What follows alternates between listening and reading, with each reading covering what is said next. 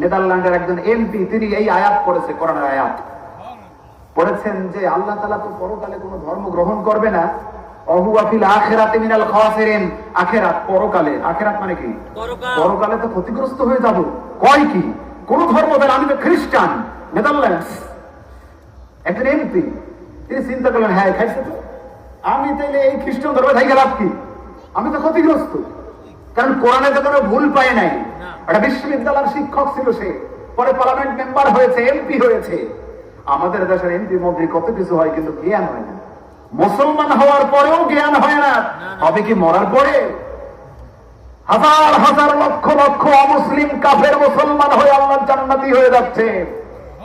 কারণ অমুসলিম যখন কালেমা পড়ে, তার নামা আমলে জীবনে কোনো গুনাহ থাকে না, সব সওয়াব দিয়ে আল্লাহ বদলাইয়া দেন। সুবহানাল্লাহ।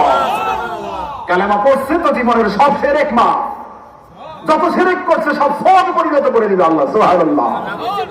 ডাস এমপি চিন্তা করলো, আয় হায় কই কি, আমি খ্রিস্টান, এত বড় একটা বিশ্ববিদ্যালয়, নেদারল্যান্ডস, ইউরোপ কান্ট্রি, আমি এত বড় একটা বিশ্ববিদ্যালয়, এত জ্ঞানী হইয়া জাহান্নামে যাবো, হ্যাঁ পারবো না।